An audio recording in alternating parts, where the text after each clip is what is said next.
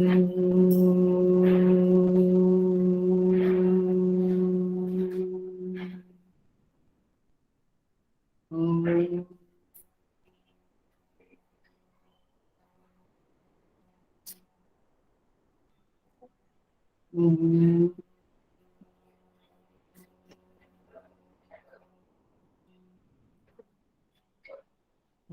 सहनावतु सहनौ भुनक्तु सह वीर्यं करवावहै तेजस्विनावधीतमस्तु मा विद्विषावहै।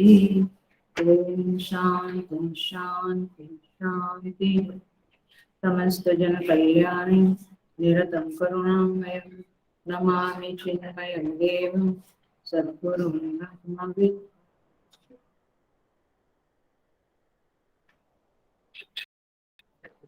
So I welcome all the Shvetashvatar Upanishad sadhakas in this discourses with great love and great respect. So हम आज श्वेताश्वेतर उपनिषद के अंतिम क्लास में प्रवेश कर रहे हैं। अंतिम अध्याय छठा अध्याय है और छठे अध्याय के लास्ट पोर्शन में हम प्रवेश कर रहे हैं। हम एज यूजुअल पहले मंत्रों का उच्चारण करेंगे और फिर इसके ऊपर विचार विमर्श करेंगे। षष्ठ अध्याय श्वेताश्वतर उपनिषद। स्वभावमेके कवयो वदन्ति कालं तथान्ये परिमुह्यमानाः देवस्य एष महिमा तु लोके येनेदं भ्राम्यते ब्रह्मचक्रम् येनावृतं नित्यमिदं हि सर्वं न्यकालकालो गुणी सर्वविद्यः तेनेशितं कर्म विवर्ततेह पृथ्व्योक्तेजो निलखानि चिन्त्यं तत्कर्म कृत्वा विनिवर्त्य भूयः तत्त्वस्य तत्त्वेन समेत्य योगम् एकेन द्वाभ्यां त्रिभिरष्टभिर्वा कालेन चैवात्मगुणैश्च सूक्ष्मैः आरभ्य कर्माणि गुणान्वितानि भावांश्च सर्वान् विनियोजयेत्यः तेषामभावे कृतकर्मनाशः कर्मक्षये याति स तत्त्वतोऽन्यः आदिसंयोगनिमित्तहेतुः परस्त्रिकालात् सकलोऽपि दृष्टः तं विश्वरूपं भवभूतमेड्यं देवं स्वचित्तस्थमुपास्य पूर्वम् सवृक्षकालाकृतिभिः परोऽन्यः यस्मात् प्रपञ्चः परिवर्ततेयं धर्मात्मकनुदं भगेशं ज्ञात्वात्मस्थम् अमृतं विश्वधाम् तमीश्वराणां परमं महेश्वरं तं देवतानां परमं च दैवतं पतिं पतीनां परमं परस्तात् विदामदेवं भुवनेशमीड्यम् न तस्य कार्यं करणं च विद्यते न तत्समश्चाव्यधिकश्च दृश्यते परास्य शक्तिर्विविधैव श्रूयते स्वाभाविकी ज्ञानबलक्रिया च न तस्य कश्चित् पतिरस्ति लोके न चेशिता नैव च तस्य लिङ्गं सकारणं करणाधिपाधिपः न चास्य कश्चित् जनिता न चाधिपः यस्तन्तुनाभ इव तन्तुभिः प्रधानदैर्घ्ये स्वभावतो देव एकः स्वमागमः स नो दधात् ब्रह्म अव्ययम् एको देवः सर्वभूतेषु गूढः सर्वव्यापी सर्वभूतान्तरः परमाध्यक्षः सर्वभूताधिवासः साक्षी चेता केवलो निर्गुणश्च एको वशी निष्क्रियाणां बहूनाम् एकं बीजं बहुधा यः करोति परमात्मस्थं पश्यन्ति धीराः तेषां सुखं शाश्वतं नेतरेषाम् नित्यो नित्यानां चेतनश्चेतनानाम् एको बहूनां यो विदधाति कामम् तत्कारणं साङ्ख्ययोगाधिगम्यं ज्ञात्वा देवं मुच्यते सर्वपाशैः न तत्र सूर्यो भाति न चन्द्रतारकं नेमा विद्युतो भान्ति कुतोऽयमग्निः तमेव भान्तमनुभाति सर्वं तस्य भासा सर्वमिदं विभाति एको हंस भुवनस्यास्य मध्ये स एव अग्निः सलिले सन्निविष्टः तमेव विदित्वा अतिमृत्युमेति नान्यः पन्था विद्यते यनाय स विश्वकृत् विश्वविदात्मयोनि न कालकालो गुणी सर्वविद्यः प्रधानक्षेत्रज्ञपतिर्गुणेशः संसारमोक्षस्थितिबन्धहेतुः स्वतन्मयोऽयमृत ईश संस्थः सर्वगो भुवनस्यास्य भोक्ता य ईशे अस्य जगतो नित्यमेव नान्यो हेतुर्विद्यते ईशनाय यो ब्रह्माणं विदधाति पूर्वं यो वै वेदांश्च प्रहिणोति तस्मै तं हदेवम् आत्मबुद्धिप्रकाशं मुमुक्षुर्वै शरणमहं प्रपद्ये निष्कलं निष्क्रियं शान्तं निरवध्यं निरञ्जनम् अमृतस्य परं सेतुं दग्धेन घनं निवानलम्। आज का श्लोक यदा चर्मपासं वेष्टयिष्यन्ति मानवाः तदा देवम् अविज्ञाय दुःखस्य अन्तो भविष्यति तपः प्रभावादेव प्रसादाच्च ब्रह्मा अस्वेताश्वतरोऽथ विद्वान् अत्याश्रमेभ्यः परमं पवित्रं प्रोवाच सम्यक् ऋषिसङ्गजुष्टम् वेदान्ते परमं गुह्यं पुरा कल्पे प्रचोदितं न अप्रशान्ताय दातव्यं न पुत्राय शिष्याय वा पुनः यस्य देवे परा भक्तिः यथा देवे तथा गुरौ तस्यैते कथिता ह्यर्थाः प्रकाशन्ते महात्मनः इति षष्ठाध्याय समाप्त कृष्णयजुर्वेदीय श्वेताश्वतरोपनिषद समाप्त।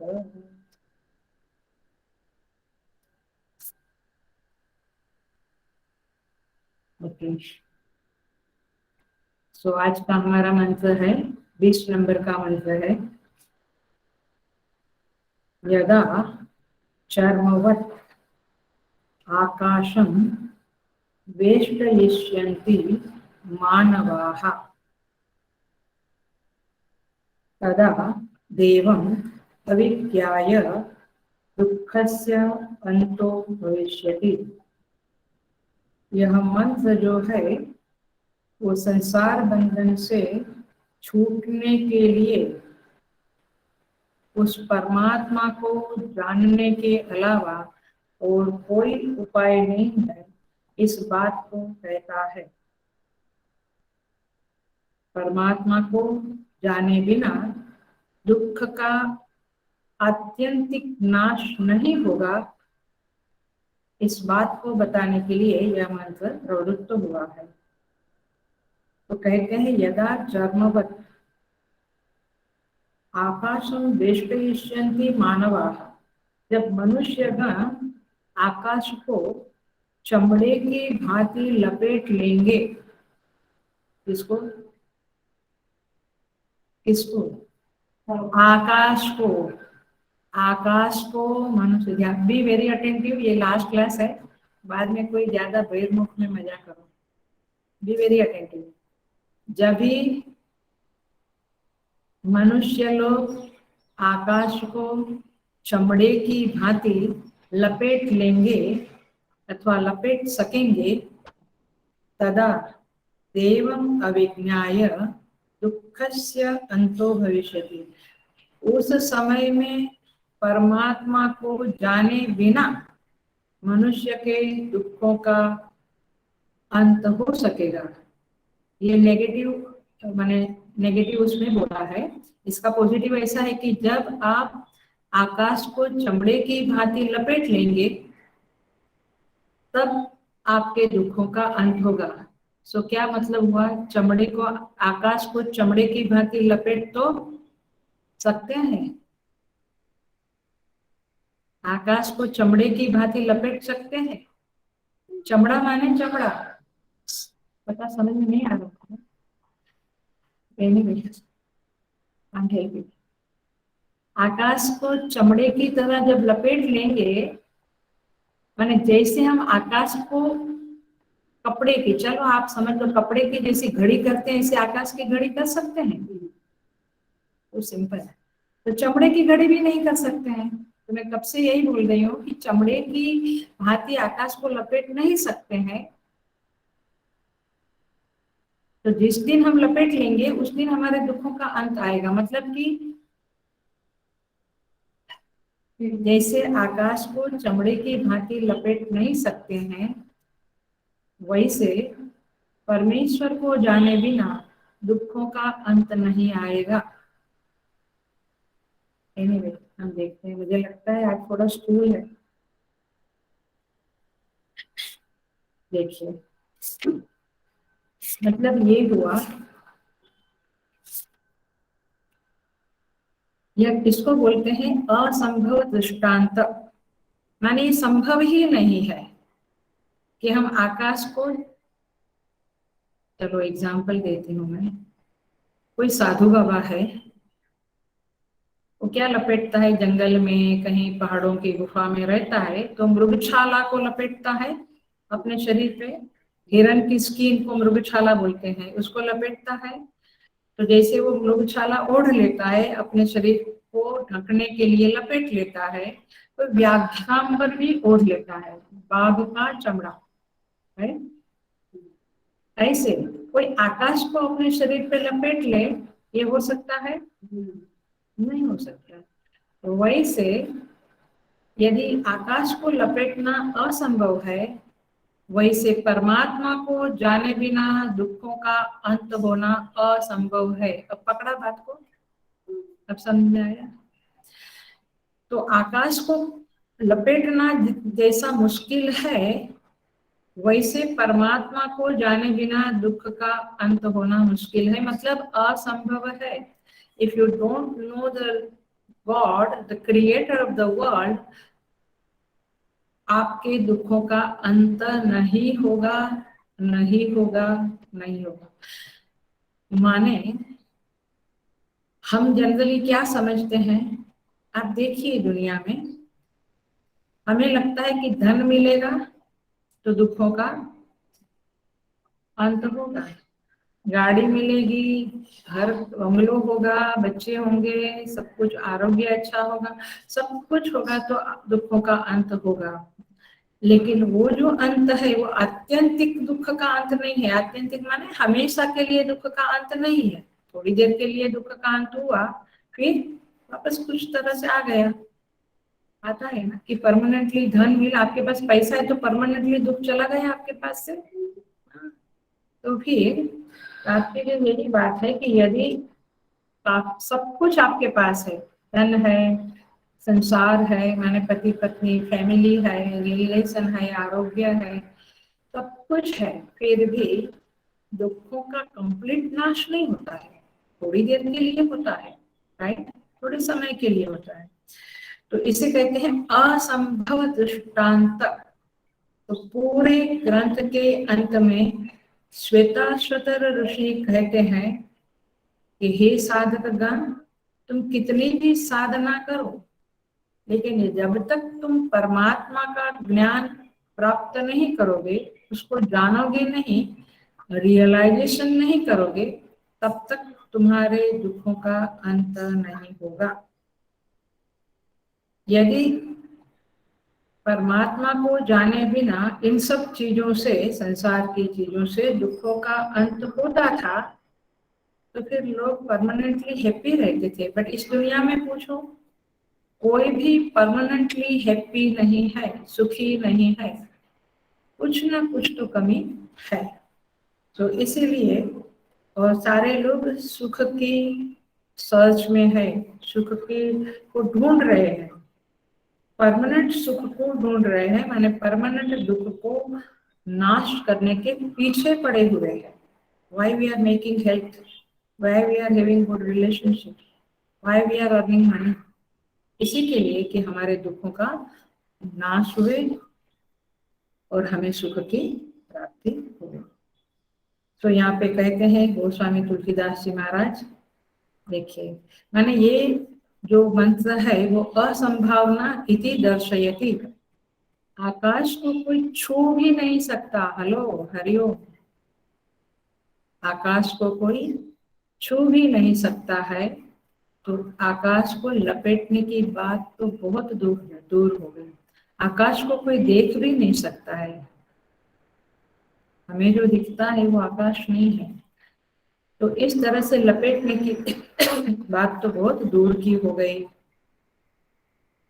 सो गोस्वामी जी कहते हैं इस श्लोक के संदर्भ में, बार्य मथे ग्रुत होई बरु सिकता ते बरु तेल, बिनु हरि भजन न भवतरिया, यह सिद्धांत अपे। बारी मथे, पानी को कितना भी मंथन किया, ब्लेंडर फिराया, झरने से फिराया, रुत न हुई, घी नहीं निकलेगा। बरु सिकताते बरु तेल, जैसे रेती को कितना भी पीसा तेल नहीं निकलेगा, उस तरह से भगवान के भजन के बिना कितनी भी साधनाएं की, ऑफकोर्स वे साधनाएं चित्त शुद्धि का उपाय है, लेकिन उन साधनाओं से दुखों का अंत नहीं होगा। आप जप करो तप करो, बट दुख कम होते हैं, अंत नहीं होता है। तो केवल गोस्वामी जी कहते हैं बिनु हरि भजन न भवतरिय, हरि भजन माने परमात्मा का साक्षात्कार किए बिना भव सागर पार नहीं कर पाओगे। ये मुख्य बात, ये कंक्लूडिंग मंत्र यहाँ पे आ रहा है। यह सिद्धांत अपे, ये अमिट सिद्धांत है, इस सिद्धांत को कोई हिला नहीं सकता है, और इसीलिए ये दुखों का अंत लाना है तो शास्त्र गुरुजनों से पढ़कर, आचार्यों से सुनकर, फिर अपने आप मंथन करके, मनन करके, फिर साधना करके आपको दुखों का अंत होगा। अपने आप से कुछ भी साधना कर ली, दुखों का अंत नहीं होता है। और इसीलिए हमें गुरु और परमेश्वर की शरण में जाना चाहिए और ज्ञान प्राप्त करके दुखों का अंत करना चाहिए। यही उपदेश इस मंत्र में दिया गया है, जो हमें समझना है। कैवल्य श्रुति भी कहती है, न कर्मणा न प्रजया धनेन त्यागे नैके अमृतत्व मानसु।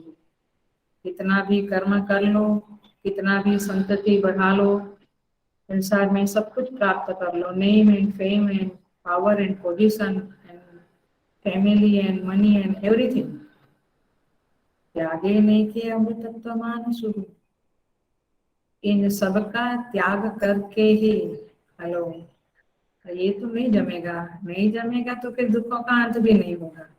सबका त्याग करके ही, त्यागे नहीं के अमृतत्व आनशु, त्याग से ही अमृतत्व की प्राप्ति होगी। माने त्याग इसीलिए कि हम परमात्मा को प्राप्त करने की साधना में डूब जाए। इसलिए गोस्वामी जी अगेन कहते हैं, काहे को फिरत मन करत बहुत जतन, काहे को फिरत मन, ऐ मन तो क्यों घूमता रहता है, दिमाग चलता रहता है। काहे को फिरत मन करत बहुत जतन, हर चीज का जतन करने में तेरा समय चला जाता है। मिटे ना दुख, फिर भी दुख तो मिटता नहीं है। मिटे ना दुख विमुख विमुख रघुकुल वीर, आप रघुकुल वीर माने रामचंद्र जी माने परमात्मा के विमुख होकर आपका दुख कभी भी मिटने वाला नहीं है। बहुत बड़े सत्य का उद्घाटन श्वेताश्वत ऋषि कर रहे हैं, बहुत बड़े सत्य का उद्घोष हो रहा है, परमात्मा को जाने बिना दुखों का कंप्लीट नाश, थोड़ा सा होता है नाश फिर आ जाता है, दुखों की आत्यंतिक माने कंप्लीट निवृत्ति नहीं हो सकती है। कहते हैं कीजिए जो कोटि उपाय त्रिविध पाप न जाई। कितने उपाय कर लो, ये 3 प्रकार के जो ताप है पाप है वो जाते नहीं है, मिटते नहीं है। मिले न मथत वारी वारी घृत भिनु क्षीर, दूध को माने दही को मथने से ही मक्खन निकलेगा फिर घी निकलेगा, लेकिन पानी को मथने से कुछ नहीं होगा। वैसे संसार की चीजों को कितना भी आप संघर्ष करके प्राप्त कर लो, आपके दुखों का अंत करने में वे सारे पदार्थ, सारा संसार असमर्थ है। केवल परमात्मा की शरण अथवा परमात्मा का ज्ञान ही दुखों का अंत लाने में समर्थ है। इस बात को यह मंत्र उद्घाटन करता है। Are you clear about this mantra? हम आगे बढ़ते हैं। आज 4 श्लोक हम पूरा करके ये क्लास हम इस ग्रंथ का अंतिम क्लास करते हैं।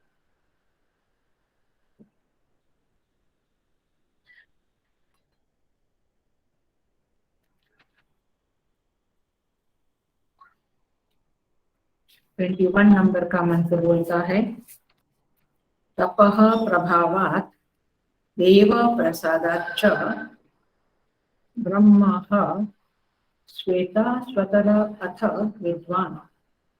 माने प्रसिद्ध है कि श्वेताश्वतर नाम के ऋषि ने तप के प्रभाव से, तप प्रभावात् माने तप के प्रभाव से और देव परम देव परमेश्वर की कृपा प्रसाद से ब्रह्म को जाना और ब्रह्म को जान सका। यह श्वेताश्वतर ऋषि तप के प्रभाव से और देवता की परमेश्वर की कृपा से ब्रह्म को जान सका। अथ, अथ माने तथा, और अत्याश्वमेभ्य परमं पवित्रम् प्रोवाच सम्यक ऋषि संग दुष्टम। और ऋषि समुदाय से सेवित, दुष्टम माने सेवित, ऋषि समुदाय से सेवित परम पवित्र इस ब्रह्म तत्व का अत्याश्वमेभ्य प्रोवाच। अत्याश्वमी माने सन्यासी लोगों को पूर्ण रूप से उपदेश किया। तप प्रभाव और परमेश्वर की कृपा से श्वेताश्वतर ऋषि ने परमात्मा को जाना और फिर उस परमात्मा के विषय में अत्याश्वमी को माने सन्यासी को, सन्यासी लोगों को उपदेश किया।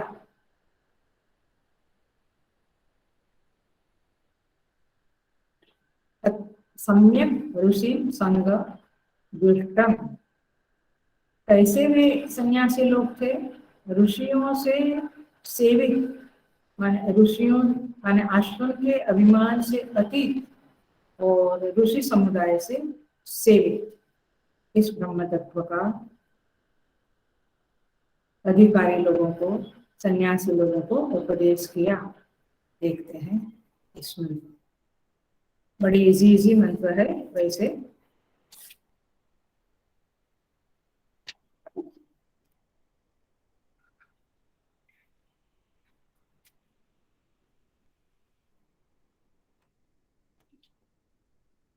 तपः प्रभावात्, पहला शब्द है तप के प्रभाव से श्वेताश्वतर ऋषि ने उस ब्रह्म को जाना। Hello, are we ready to do tapas? तपस नहीं चाहिए हमें, कंफर्ट जोन में बैठकर परमेश्वर मिला तो वी आर वेरी हैप्पी।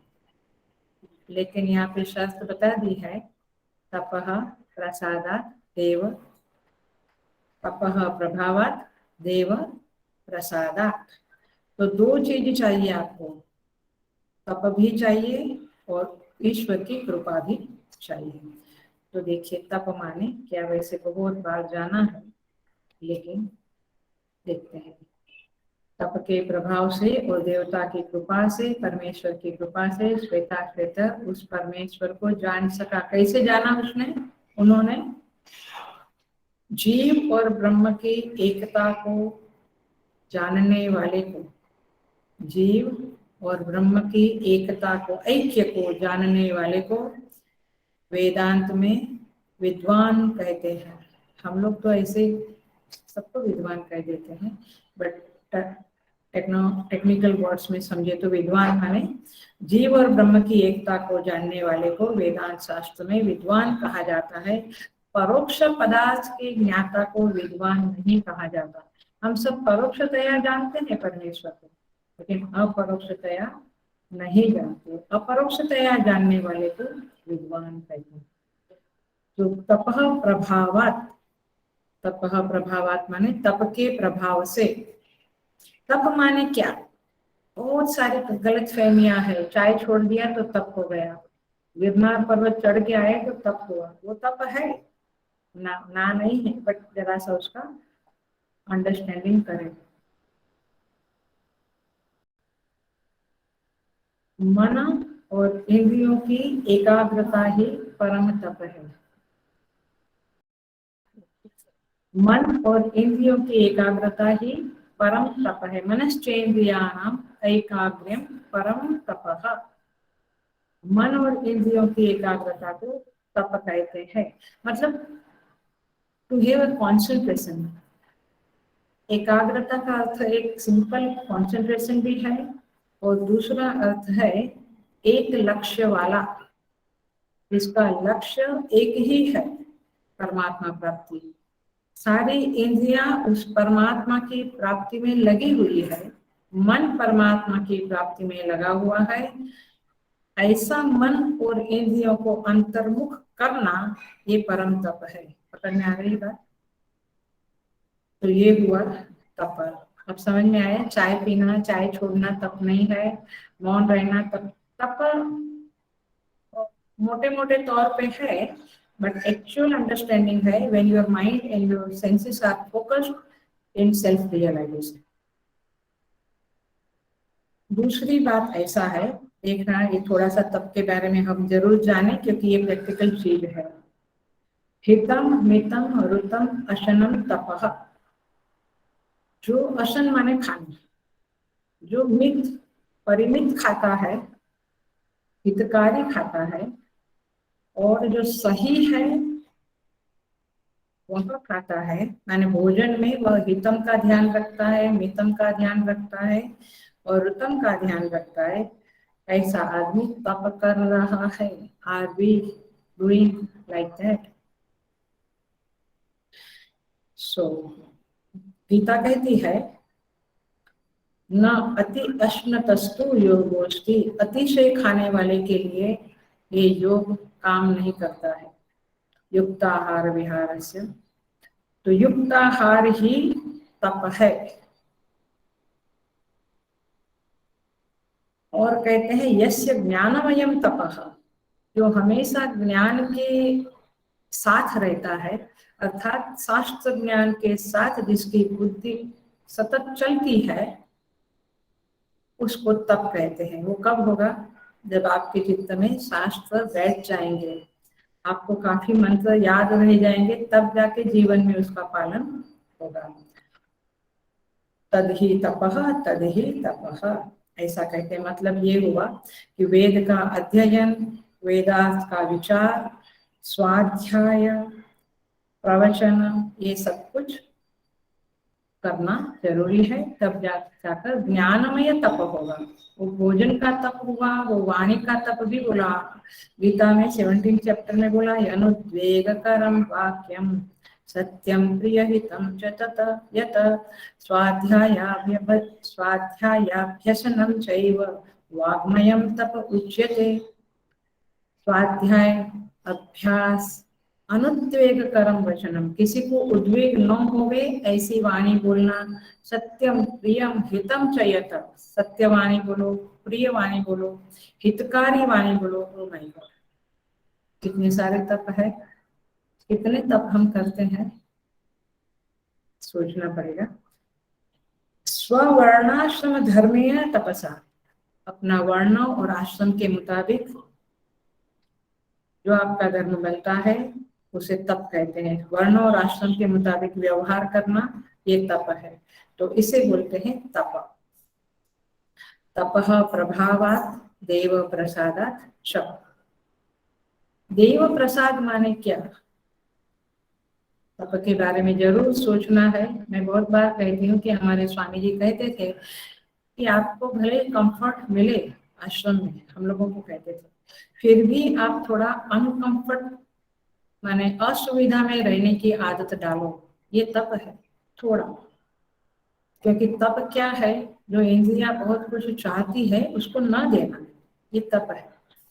सो तप जरूर पालन करना चाहिए। तप से के प्रभाव से श्वेता ऋषि ने परमात्मा को प्राप्त कर लिया।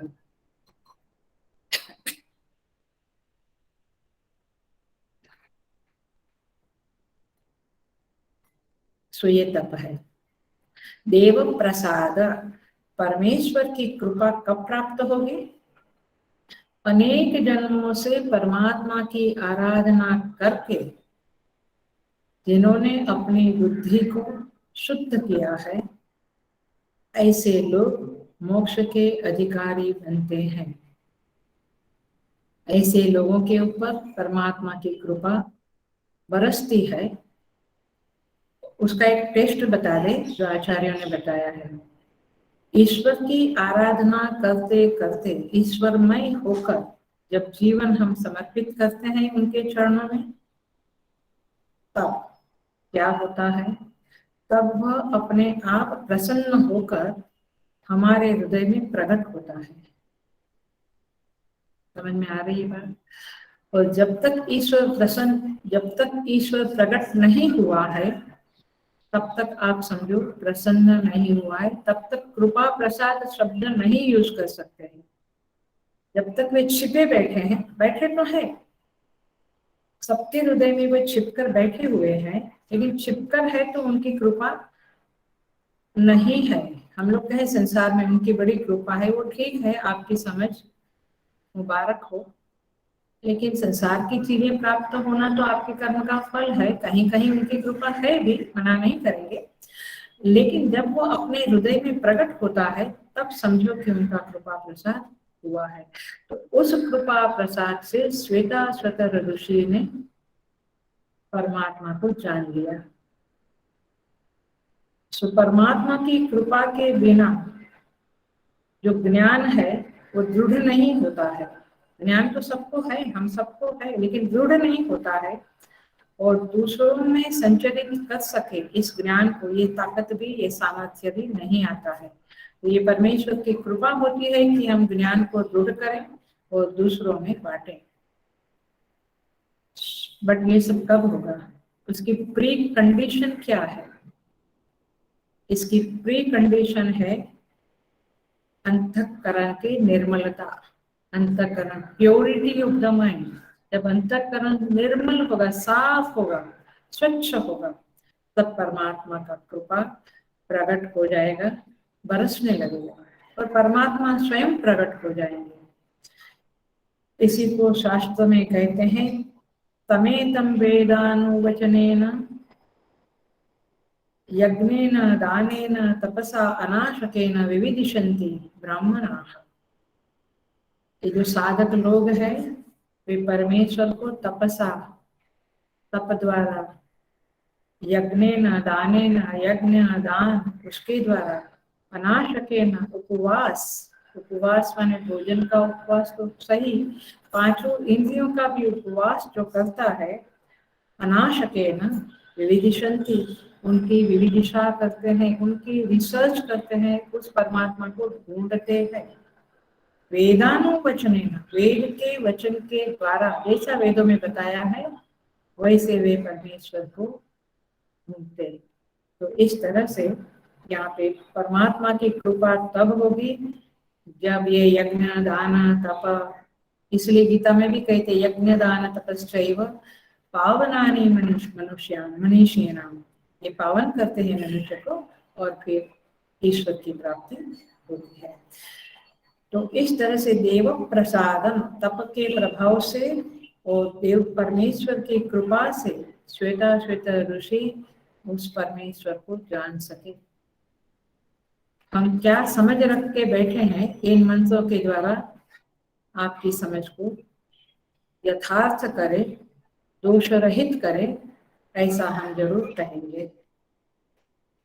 तो यहाँ पे कहते हैं तप प्रभावात देव प्रसादाच्च ब्रह्म श्वेताश्वतर अथ विद्वान् अत्याश्रमिभ्यः परम पवित्रं प्रोवाच सम्यक् ऋषि संग दुष्टम। अत्याश्रमी माने क्या, जरा देखते हैं। आश्रम माने ये सारे आश्रम है, उसको आश्रम तो बोलते हैं, बट आश्रम माने ब्रह्मचर्य आश्रम, गृहस्थाश्रम, वानप्रस्थाश्रम, संन्यास, ये 4 आश्रम है। तो अत्याश्रमी का अर्थ, रूढ़ अर्थ है संन्यास आश्रम। संन्यास आश्रम माने तीनों आश्रम के अभिमान से जो बाहर निकल गया है, रहित हो गया है। मैं ब्रह्मचारी हूँ नहीं, मैं गृहस्थाश्रमी हूँ नहीं, मैं वानप्रस्थ आश्रम वाला हूँ नहीं। तो संन्यास आश्रम का अर्थ है तीनों आश्रम से जो ऊपर उठ गया है, आश्रम अद्वितीय योगर्थ थे। तो इस तरह से यहाँ पे कहते हैं कि अत्याश्रमी संन्यास आश्रम वह है जहाँ पे वैदिक रीति से तीनों आश्रमों का त्याग हो जाता है, उसे अत्याश्रमी कहते हैं। तो ये आश्रम व्यवस्था शास्त्र में बताई है, और ये चतुर्थ आश्रम जो संन्यास आश्रम है वह भी शास्त्र में ही बताया हुआ है, उसी को कहते हैं अत्याश्रमी। तो ये जो श्वेताश्वत ऋषि हैं वे किसको उपदेश कर रहे हैं? सन्यासी लोगों को उन्होंने प्रोवाच ये सब बताया, परमेश्वर के बारे में बताया। तो इस तरह से यहाँ पे कहते हैं ब्रह्मचर्य आश्रम में मुख्य क्या है? गुरु सेवा। उससे सन्यासी उठ गया है, ऊपर उठ गया, अब उसको गुरु सेवा की जरूरत नहीं है। जो ना आश्रम में सेवा करना, अध्ययन करना, वह ऊपर उठ गया है। गृहस्थाश्रमी का जो मुख्य काम है वह है दान, माने तीनों अन्य 3 आश्रम को संभालना, ये गृहस्थाश्रमी का कर्तव्य है। ब्रह्मचारी को भी वो संभालते हैं, अर्थात गुरुकुलों में दान देकर, है ना। आश्रम तो दान के ऊपर ही चलता है, कमाई नहीं होती है वहां पे, दान के ऊपर चलता है। तो गृहस्थाश्रमी जो है वो ब्रह्मचर्याश्रमी को भी, जहाँ गुरुकुल में रहते हैं उनको भी दान करता है, स्वयं का भी, फैमिली का और समाज का भरण पोषण करता है। वानप्रस्थ माने जो बूढ़े माता पिता है अथवा जो वृद्ध लोग हैं उनके लिए भी कुछ दान करता है। तो इस तरह से, अथवा उनको संभालता है। तो इस तरह से सन्यासी को न ये धर्म है ब्रह्मचर्य गुरुकुल में सेवा का, न दान का धर्म है उसका, न वृद्ध माता पिता माने वृद्ध लोगों को संभालना वगैरह, ऐसा उसका कोई भी धर्म नहीं है। उसका एक ही धर्म है, और वह है परमात्मा की प्राप्ति के लिए जो भी साधनाएं हैं वे करना। तो शास्त्र के शासन में वह रहता है, और इसीलिए वासना के शासन से वह मुक्त रहता है। समझ में आ रही है बात? शास्त्र के शासन में जो रहते हैं वे वासना के शासन से ऊपर उठ जाते हैं, उनको वासना तंग नहीं करती है। तो ये क्या, तो ये इस तरह से अत्याश्रमी को उन्होंने ये ज्ञान दिया। अब कहते हैं कि ये जो अत्याश्रमी लोग हैं उसको विरक्त लोग भी कहेंगे, सन्यासी लोग भी कहेंगे।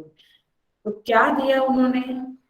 जो ब्रह्म विद्या है, जो ऋषियों के समुदाय से सुसेवित ब्रह्म विद्या है, ऋषि संघ सेवितम। तो ऋषियों के समुदाय से सुसेवित जो ब्रह्म विद्या है, कौन ऋषि? बड़े बड़े ऋषि हो गए, वशिष्ठ ऋषि, विश्वामित्र, विभु, निदाद, सुखदेव जी, वामदेव जी, ऋषभदेव, ऐसे बहुत सारे ऋषि हो गए। उन सब ऋषियों ने ये समुदाय से ये ब्रह्म विद्या सेवित है, अर्थात ये लोग हमेशा ब्रह्म विद्या का सम्मान करते हैं, उसका सेवन करते हैं। तो इसीलिए यहाँ पे कहते हैं ऋषि संग सेवितम, उनको यह ज्ञान दिया। तो क्या किया उन्होंने? प्रोवाच, प्रोवाच माने उनको ये ज्ञान के बारे में बताया। इसीलिए भगवान कहते हैं यहाँ पे प्रोवाच का अर्थ है उनको ये ज्ञान दिया। इस तरह से यहाँ पे यह मंत्र पूरा होता है। हम आगे बढ़ जाते हैं। 22वां मंत्र कहता है, मूल बात यह है कि आपको तप और परमात्मा की कृपा प्राप्त करनी पड़ेगी यदि आपको परमेश्वर का ज्ञान चाहिए तो। 22वां मंत्र कहता है, वेदांते परमं गुह्यम, वेदांते परमं गुह्यम।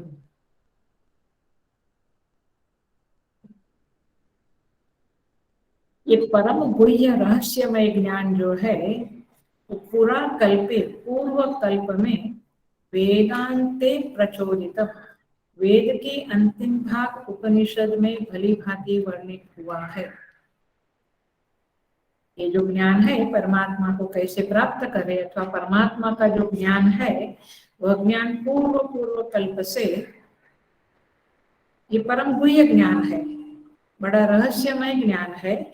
इस ज्ञान को वेदांत में बताया गया है, पूरा वेद में नहीं, पूरे वेद में कहीं कहीं है बट वेदांत में बताया गया है। वेदांत माने उपनिषद जो हम लोग पढ़ रहे हैं, उपनिषदों में ये परमात्मा का ज्ञान बताया है। बाकी कर्मकांड भाग में या ब्राह्मण भाग में उपासनाएं, यज्ञ इत्यादि बताया है। वेदांत में क्या बताया है? परमात्मा का ज्ञान बताया। आप बिल्कुल अटेंटिव रहो, बहुत अटेंशन चाहिए। उपनिषद विद्या बिल्कुल अटेंशन से, इसीलिए उपनिषद विद्या जनरली जंगलों में दी जाती थी। ओके, न अप्रशांताय दातव्यम। भगवान कहते हैं, श्वेता ऋषि कहते हैं कि ये जो ज्ञान है परमात्मा का वो जो प्रशांत नहीं है उनको नहीं देना चाहिए। प्रशांत नहीं है माने बिल्कुल शांत, जरा भी बहिर्मुखता नहीं है, फुल अटेंशन है, फुल फोकस। कब होता है पता है? थोड़ा जब तब किया उसके बाद ये फोकस आता है।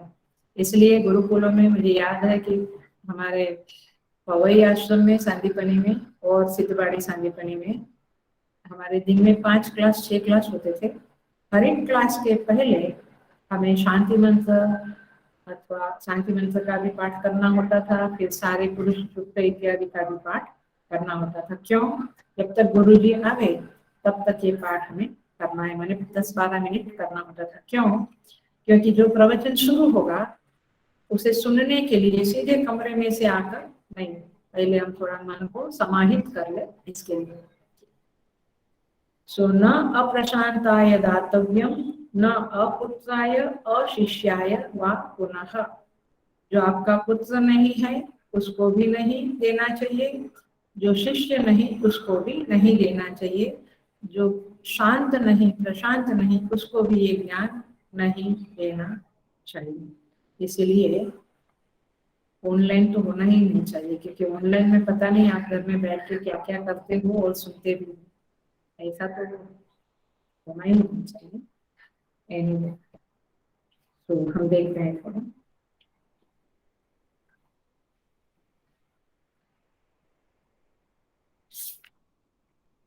तो यहाँ पे कहते हैं न दातव्यम, उसके पहले मंत्र कहता है वेदांते परमं गुह्यम। वेदांत शब्द को जरा सा देखें हम। वेदांत शब्द का अर्थ है वेदों का अंतिम भाग। ऐसा अर्थ कभी भी नहीं करना। अंत माने अंतिम भाग, बट आप ऐसा अर्थ कभी नहीं करना। वेदांत का मीनिंग ये नहीं है। अंत शब्द को शास्त्र में, टेक्निकल वर्ड में, अंत माने निर्णय, डिसीजन, निश्चय, फाइनल एसेंस, माने जो सार है उसे अंत कहते हैं। तो वेद का अंतिम भाग नहीं, वेद के किसी भी भाग में ये वेदांत पाया जाता है, मंत्र भाग में, ब्राह्मण भाग में, मध्य भाग में।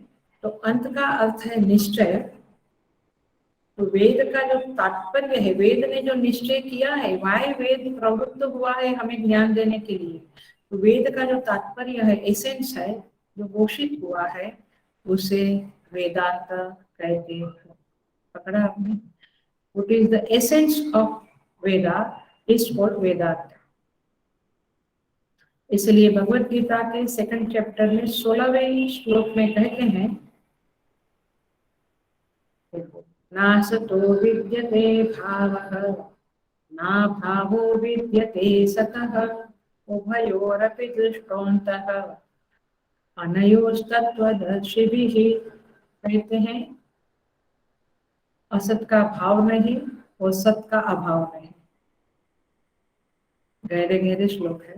उभयोरपि दृष्ट अंतः, ये दोनों का, सत और असत का जो अंत है, अंत माने एसेंस है, अनयो तत्वदर्शी भी दृष्टः, ये तत्वदर्शी लोगों ने इस अंत को, इस एसेंस को, वेदों का जो सार है, तात्पर्य है, उसको जान लिया है, उसको समझ लिया है। कौन? तत्वदर्शी भी, तत्वज्ञानी लोगों ने उस वेद के सार को जान लिया है। कई बार लोग कहते हैं हमको मालूम है गीता, उपनिषद भी मालूम है, पहले ज्ञान यज्ञ होते थे ना, हम सुनते थे। जरा ये श्लोकों को रिकॉर्ड करना। तो हम पूछेंगे कि क्या है वेदों का निर्णय। चल में आता है, प्रश्न का उत्तर आप ही स्वयं ढूंढे। तो यहाँ पे कहते हैं कि ऐसा जो वेदांत है, जो परम गुह्यम है, परम गुह्य है, अत्यंत रहस्यमय है, क्योंकि ये विद्या कहाँ बैठी है? हृदय गुहा में बैठी है, वहां हम देखते ही नहीं है। तो इसलिए यहाँ पे कहते हैं, जो लोग प्रशांत नहीं है, जो आपका पुत्र नहीं, शिष्य नहीं, उसको ये लेना नहीं। जरा सा इसका मीनिंग समझेंगे हम। एकदम से कोई डिसीजन नहीं ले लेना मन में कि वेदांत ऐसा क्यों कहता है कि पुत्र को ही दो, शिष्य को ही दो, ये तो परिवारवाद हो जाएगा। लेकिन ऐसा नहीं है, यहाँ पे जरा समझे। नहीं देना, न दातव्यम, इस शब्द का अर्थ है कि वे ले नहीं सकते। पुत्र और शिष्य और जो प्रशांत नहीं है, माने पुत्र और शिष्य ही ले सकते हैं, और जो प्रशांत है वही ले सकते हैं। उसके अलावा के लोग इस ज्ञान को प्राप्त नहीं कर सकते हैं। क्यों? क्योंकि पुत्र का ही पिता के प्रति रिस्पेक्ट होता है, राइट? एक मान होता है, एक आज्ञा पालन होता है, सेवा होती है। शिष्य का भी गुरु के प्रति सेवा होता है, मान सम्मान होता है, श्रद्धा होती है, भक्ति होती है गुरु के प्रति। पुत्र के भी पिता के प्रति पितृभक्ति होती है। तो भक्ति के बिना, सेवा के बिना, आज्ञा पालन के बिना ये ज्ञान आपको पचेगा नहीं। आप प्रवचन सुनकर ऐसा समझे कि हो गया, ऐसे नहीं होता है। तो इसीलिए कभी कभी हम 1 घंटा वीक में एक बार सुन लिया, कभी थोड़ा दान कर दिया, तो हम कहते हैं कि अभी हमको सब कुछ समझ में आ गया। कभी नहीं आता है इस तरह से। बहुत सेवा करनी पड़ती है, आज्ञा पालन करना पड़ता है, श्रद्धा और भक्ति रखना पड़ता है आचार्य के, गुरु के प्रति। और इसीलिए गीता के ध्यान श्लोक में क्या कहा है? सर्वोपनिषदो गावो दुग्धा गोपाल नंदन पार्थो वत्स सुधीर गुप्ता दुग्धम गीतामृतम महता। सो सर्वोपनिषदो गावो, सारे उपनिषद गाय है, दुग्धा गोपाल नंदन, और भगवान श्री कृष्ण गोपाल नंदन जो है वो दुग्धा है।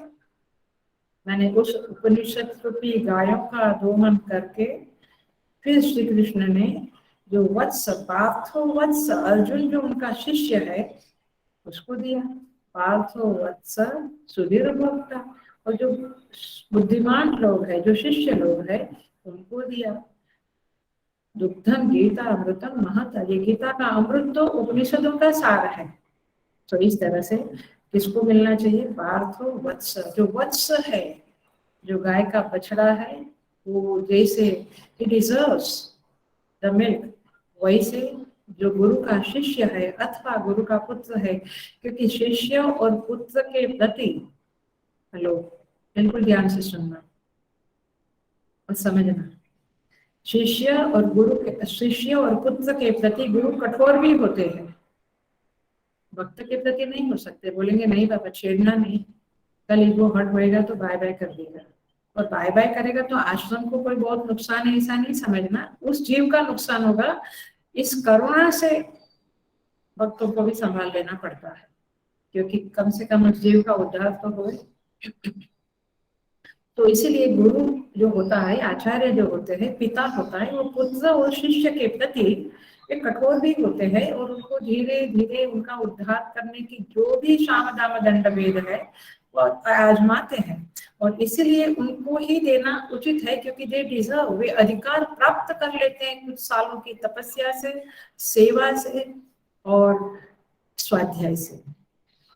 तो इसीलिए देना है, माने जो ज्ञान है वो उन्हीं लोगों को देना, और प्रशांत है क्योंकि वे गुरु के शासन में आकर, शास्त्र के शासन में आकर शांत हो जाते हैं, बहुत उछल कूद वाले नहीं होते हैं, चित्त उनका बहिर्मुख नहीं होता है। इसीलिए यहाँ पे कहा कि पुत्र को और शिष्य को, और जो प्रशांत चित्त है उनको ये ज्ञान दो, जो पुत्र नहीं शिष्य नहीं बना आपका, और जो शांत चित्त नहीं है उसको ये ज्ञान नहीं देना चाहिए, क्योंकि वो व्यर्थ जाएगा, he will not be able to take it इसके लिए।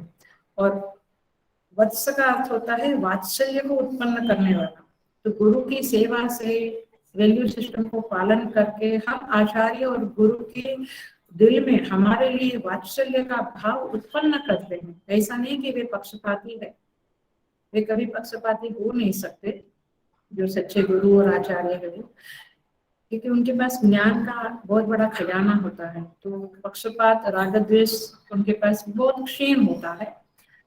तो पॉइंट इज दिस कि हम ही उनके हृदय में वात्सल्य का संचार करने में असमर्थ है, इसीलिए उनके तरफ से हमें ज्ञान नहीं मिलता है। देखिए एग्जाम्पल देती हूँ मैं कैसे होता है चीजें। शास्त्रीय संगीत का कंसर्ट था कहीं पर, और बड़े जो सिंगर थे वो बैठे थे, और जो उनके साथीदार होते हैं वे तबला वगैरह ट्यूनअप कर रहे थे, तंबोरा तबला सब कुछ इंस्ट्रूमेंट ट्यूनअप कर रहे थे। 10-15 मिनट लगते हैं, जो क्लासिकल संगीत वाले होते हैं, म्यूजिशियन होते हैं, 10-15 मिनट ट्यूनअप करने में लगता है। अपना जैसा पटाख से शुरू कर दिया सो अब क्या हुआ उस कंसर्ट में कि बीच में वो जो तबला वाले होते हैं वो अपना जरा एक झलक करते हैं, जिससे कि पता चले कि चेकअप करते हैं, मैंने चेक करते हैं कि बराबर ट्यून हुआ कि नहीं सबका।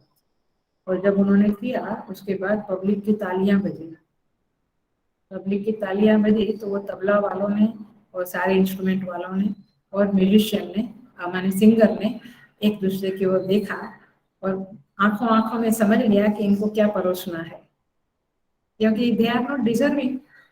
तो आप डिजर्व नहीं करते हैं तो गुरु भी जान जाते हैं कि कितना तक आपको देना है, कैसे देना है, एक्सेट्रा। सो इस तरह से यहाँ पे कहते हैं वेदांते परमम गुह्यम, ये जो वेदांत है, ये जो परम गुह्य है, वो प्रशांत लोगों को ही देना चाहिए। दातव्यम न दातव्यम अप्रशांताय, देने का अर्थ केवल मुंह से ज्ञान देना नहीं होता है। आप यदि उसकी गहराई में जाएंगे, जहाँ बड़े बड़े गुरु और शिष्य बने हैं उनकी गहराई में जाएंगे, तो गुरु अपने हृदय का जो ज्ञान होता है, हृदय का ज्ञान, ये मुख से बोलने वाली वाणी नहीं, हृदय में जो ज्ञान है वो ब्रह्म विद्या जो है उसका ऐसे संचार करता है जैसे एक दीपक से दूसरा दीपक जलता है। वैसे वह अपने हृदय में दक्षिणामूर्ति भगवान को स्थापित करके फिर चाक्षुषी स्पर्शी वैधि या मानसिक दीक्षा देते हैं, और तब जाकर वह ब्रह्म विद्या उनके हृदय से शिष्य के अथवा पुत्र के हृदय में प्रवेश कर जाती है। उसका अंतःकरण उस ब्रह्म विद्या से के प्रकाश से उद्दीप्त होता है और उनके हृदय में ज्ञान उत्पन्न होता है। इसको तंत्र शास्त्र में, कश्मीरी शैविज्म में शक्तिपात कहते हैं, और यह भी एक प्रकार है, अथवा जो भी प्रकार है उसको इसी तरह से होता है। एक गुरु अपने एक शिष्य को, ये सामूहिक वाला मामला नहीं है, गुरु अपने माने गुरु और शिष्य दोनों अकेले हैं, और गुरु इस तरह से उसको ज्ञान देता है। बहुत सारे पढ़े हैं मैंने भी, बायोग्राफीज पढ़ी है, वहाँ पे बहुत स्पष्ट कहा जाता है कि वो एक क्षण में ये घटना घटती है। कब? जब गुरु अत्यंत प्रसन्न होते हैं, परमात्मा का आदेश होता है, परमात्मा की आज्ञा होती है, तब इस तरह से। मैंने चित्त शक्ति विलास पढ़ा है, वहाँ बहुत क्लियर ये ग्रंथ में बताया, काफी सारे बहुत सारे ग्रंथों में बताया है। सो द पॉइंट इज, दातव्यम देते हैं, आप ले नहीं सकते हैं, वे देते हैं, तब आपको रियलाइजेशन होता है। तो प्रशांत माने आप शांत होते हैं। प्रशांत का अर्थ होता है कि जिसकी चित्त वृत्ति अत्यंत इंट्रोवर्ट हो गई है, शांत हो गई है। न विरतो दुश्चरितात् न अशांतो न असमाहितः न अशांत मनसो अपि प्रज्ञानेन एव आप्नुयात्। कठोपनिषद में कहते हैं जो दुश्चरित्र लोग हैं, माने आप सुनते बहुत हो लेकिन चरित्र आपका ठीक नहीं, वैल्यू सिस्टम नहीं, चित्त समाहित नहीं, तो आपको ये ज्ञान नहीं मिल सकता है। सो इस तरह से ये ज्ञान प्रशांत चित्त वाले को दिया जाता है, पुत्र को। तो पुत्र में स्वाभाविक अनुराग भी होता है, और पुत्र को ठीक तरह से शेप देना, उसके दोषों को दूर करना, ये बचपन से ही पिता करता आता है, तो वो योग्य हो जाता है इसलिए। और शिष्य भी गुरु शुश्रूषा, गुरु सेवा बहुत करता है, जिससे गुरु का दिल पिघल जाता है, और फिर वह उसको, उस शिष्य को यह ब्रह्माकार भक्ति जो उसकी है, उसे वह शिष्य के हृदय में उत्पन्न कर देता है, प्रकट कर देता है, पासोन करता है। ये बात भी कही गई है। तो इसीलिए यह दातव्यम कहा है। जो पिता, जो पुत्र है, शिष्य है और प्रशांत है, उसको ये ज्ञान दे सकते हैं, क्योंकि अन्य जो होता है वो इच्छुक ही नहीं होता है, उसे इच्छा ही नहीं है ये ज्ञान की, तो आप कैसे देंगे? और ऐसे आप जाएंगे देने के लिए तो व्यर्थ है। इसलिए श्रीमद् भगवद गीता में बहुत सालों तक अर्जुन और श्री कृष्ण साथ साथ में थे, लेकिन जब अर्जुन ने कहा शिष्यस्तेहं शाधीमां त्वां प्रपन्ना, तब जाकर अर्जुन को वह ज्ञान प्राप्त हुआ। ये क्लासिक एग्जाम्पल है श्रीमद् भगवद गीता। सो इस तरह से यह श्लोक यहाँ पे पूरा होता है। अब अंतिम श्लोक हम देख लेते हैं। श्वेताश्वतर उपनिषद के 6ठे अध्याय का ये अंतिम श्लोक है, अंतिम मंत्र है। यस्य देवे पराभक्ति, क्लासिक मंत्र है, वेरी वेरी पावरफुल मंत्र है, और हम कन्विंस है इस मंत्र से। यस्य देवे, सारे मंत्रों से कन्विंस है, बट ये जीवन के साथ चका हुआ मंत्र है। माने यस्य देवे पराभक्ति यथा देवे तथा गुरु, जिसकी परमेश्वर में परम भक्ति है। हेलो, पहली शर्त क्या है? जिसकी परमेश्वर में परम भक्ति है, यथा देवे तथा गुरु, और जैसी परमेश्वर में परम भक्ति है वैसी गुरु में भी ये भक्ति है, ऐसी ही भक्ति गुरु में भी है। माने गुरु को परमेश्वर के समान मानता है, उनकी सेवा, उनका आज्ञा पालन इत्यादि में। तस्य एते पठिता ही अर्थाः प्रकाशन्ते महात्मनः। तस्य एते, उस महात्मा के हृदय में, महात्मनः, तस्य महात्मनः, एते कथिता अर्थाः, उस महात्मा के हृदय में ये बताए हुए अर्थ, माने रहस्यमय, ये जो मंत्रों के अर्थ है, मंत्रों का जो एसेंस है, मंत्रों का जो रहस्य है, वह ऐसे महात्मा के हृदय में। कौन महात्मा? जिसकी परमेश्वर में परम भक्ति है, और जैसी भक्ति परमेश्वर में है वैसी गुरु में है, ऐसे महात्मा शिष्य को के हृदय में यह शास्त्र का रहस्य प्रकट होता है। I will tell in English, आप लोग उसको डेडिकेशन कहते हैं। जो डेडिकेटेड शिष्य होता है, डेडिकेटेड का अर्थ है पूर्णतया उसका लक्ष्य केवल गुरु है, गुरु आज्ञा, गुरु सेवा, गुरु उक्ति, बस उनका पूरा फोकस वहाँ ये आश्रमों में होता है और खास करके गुरुकुल में होता है। संसार में भी होता है, ऐसा नहीं, बट बहुत कम होता है क्योंकि हम बहुत बहिर्मुख रहते हैं संसार में। तस्यैते कथिताः अर्थाः प्रकाशन्ते महात्मनः, उनके हृदय में ये अर्थ, ये वेदांत का अर्थ क्या है? परमेश्वर। अर्थ माने विषय, अर्थ माने विषय, तो वेदांत का जो विषय है वो परमेश्वर, वो उनके हृदय में प्रकाशन्ते, वे प्रकाशित होते हैं, माने प्रकट होते हैं। देखो चारों श्लोक जो पीछे के हैं वो यही है कि यू बिकम डिजर्विंग, और आप जब डिजर्विंग होते हैं तो ये फलश्रुति बताई है ये 4 श्लोकों में। तो आपको फलश्रुति क्या मिलती है? आपके हृदय में परमेश्वर प्रकट होते हैं। इसीलिए जिज्ञासु साधक को पूर्ण श्रद्धालु और भक्त बनना ही पड़ेगा। केवल ज्ञान प्राप्त करने से ये फल नहीं मिलेगा, उसके साथ आपको श्रद्धा और भक्ति परमेश्वर के प्रति और गुरु के प्रति जब आपके हृदय में बनेगी ये भक्ति और श्रद्धा, तब जाकर ये गुरु का कहा हुआ वचन आपके हृदय में इंजेक्ट होकर उस परमात्मा की कृपा को प्रकट करेगा और आपको वह परमेश्वर की प्राप्ति होगी। तो प्रकाशन्ते महात्मनः, प्रकाशन्ते महात्मनः 2 बार कहा, इसका मतलब है अंतिम वाक्य की पुनरावृत्ति हमेशा ग्रंथ की समाप्ति सूचित करने के लिए होती है। ग्रंथ समाप्त होता है तो 2 बार, जैसे बोलते हैं ओम नमः इति, तो 2 बार बोलने से ये समाप्त हुआ, ऐसा कहते हैं। हम देखते हैं इस मंत्र को। यस्य देवे पराभक्ति, देखिए देव में पराभक्ति होना यानी परमेश्वर में पराभक्ति होना, ये तो थोड़ा पॉसिबल है, इतना डिफिकल्ट नहीं है क्योंकि हम लोग के संस्कार है हमारे कल्चर में, लेकिन फिर भी हम देखते हैं कैसे होता है। पराभक्ति का अर्थ होता है शरणागति।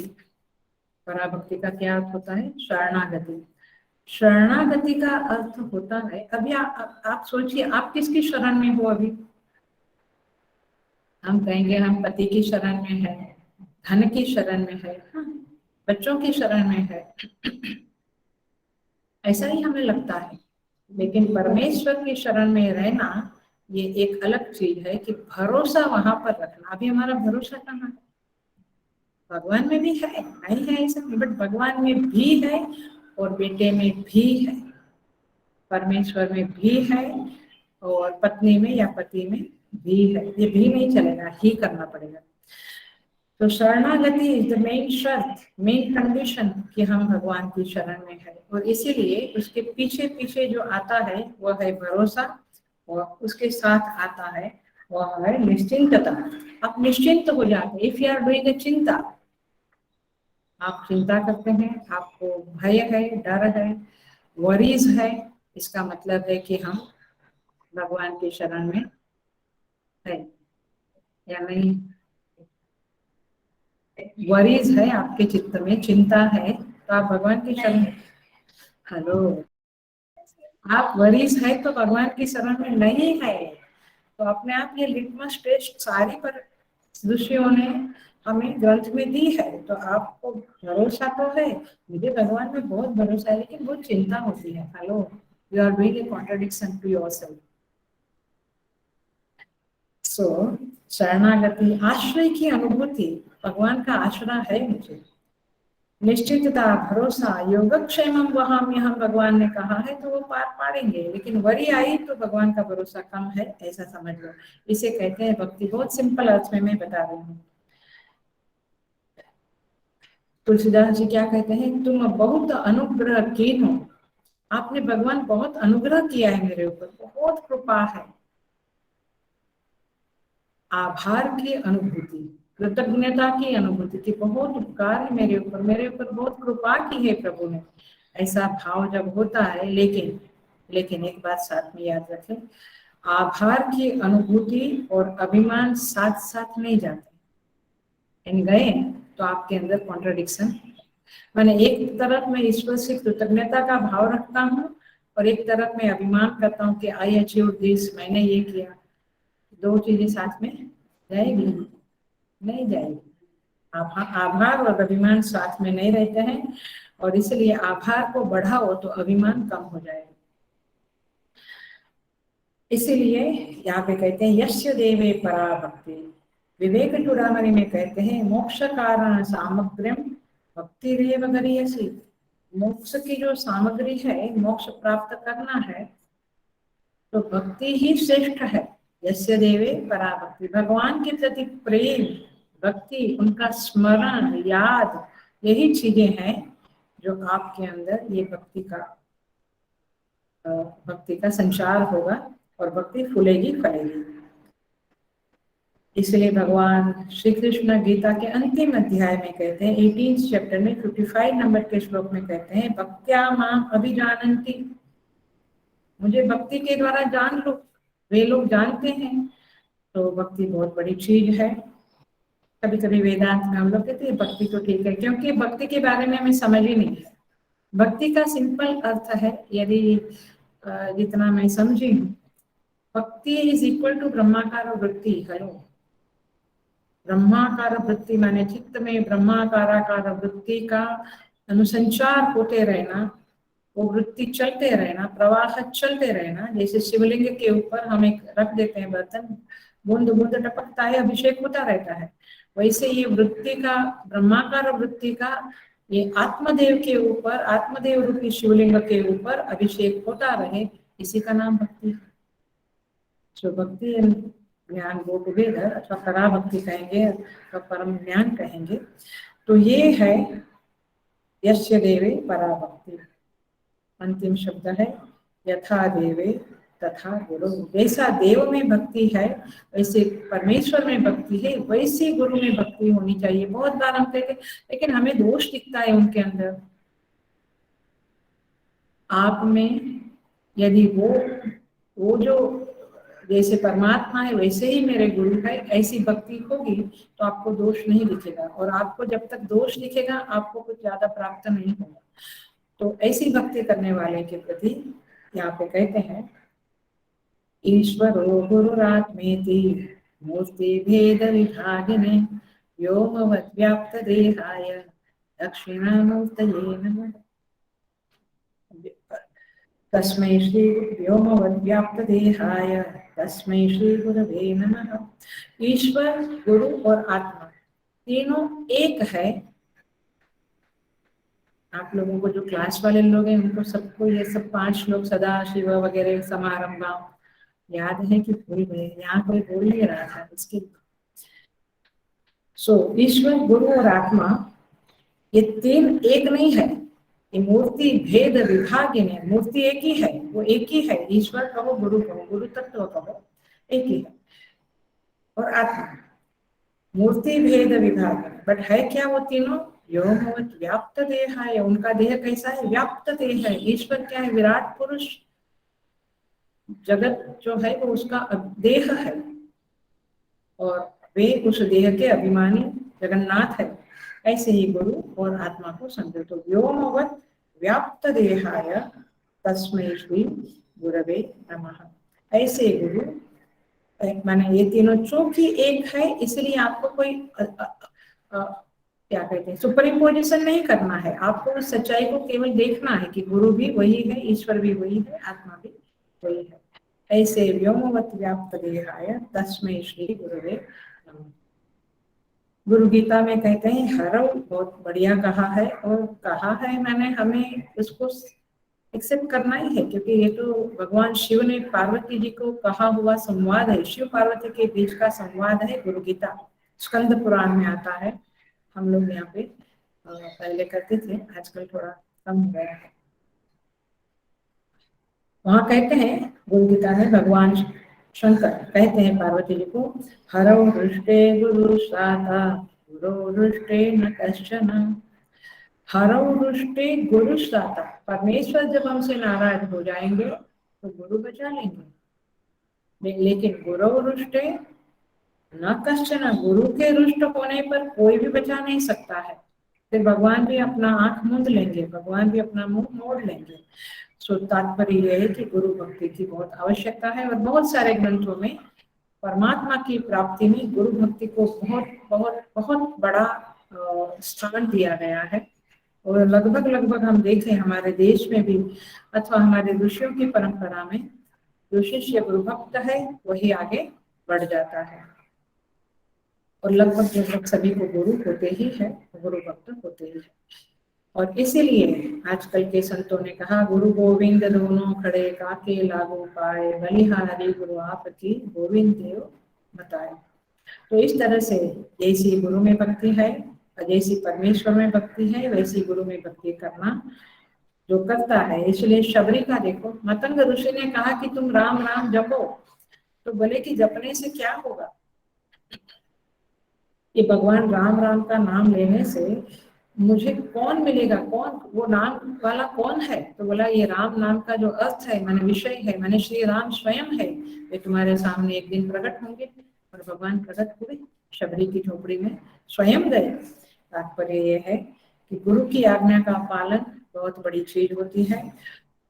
और इसलिए यथा देवे तथा गुरु तस्यैते कथिता ह्यर्थाः प्रकाशन्ते महात्मनः, उनके ही सामने ये वेदांत का जो विषय है परमेश्वर ब्रह्म, वो प्रकट होता है। गुरु चरणाम्बुज निर्भर भक्त संसारात् अचिरात् भव मुक्त। जो गुरु चरणाम्बुज, गुरु के चरण की सेवा में, चरण की सेवा माने उनके आज्ञा पालन में जो, अथवा उनके कहे हुए मार्ग पर जो चलता है, ऐसा शिष्य संसारात् अच्युत, संसार से तुरंत मुक्त हो जाता है, उसमें कोई संशय नहीं है। भज गोविंदम भज गोविंदम। और इसलिए इस ग्रंथ का समापन भी हम इसी शब्द से करेंगे, भज गोविंदम भज गोविंदम। उस परमेश्वर की आराधना करो, चाहे शास्त्र श्रवण करके करो, जप करके करो, स्मरण करके करो, आप उनकी आराधना करो। और फिर प्रकाशन्ते महात्मनः, उस महात्मा के हृदय में वे परमेश्वर प्रकट होते हैं।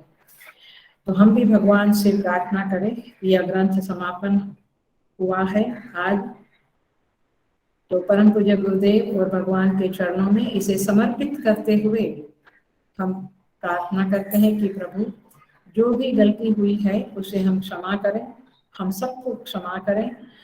और जो भी गुरु कृपा से और आचार्यों की दीक्षा से, उनके वचन से, उनके अनुशासन में रहकर हमें जो प्राप्त हुआ है और हमने जो शेयर किया है आप लोगों के साथ, परमेश्वर कृपा करें और कृपा करें और कृपा करें, हम सबके ऊपर भगवान कृपा करें। यही प्रार्थना करते हुए पूज्य गुरुदेव के चरणों में आभार व्यक्त करते हुए, क्योंकि चिन्मय मिशन नहीं होता तो ये प्लेटफॉर्म हमें नहीं मिलता था, और ये कभी भी ये शास्त्र श्रवण और प्रवचन की यात्रा नहीं हो सकती थी।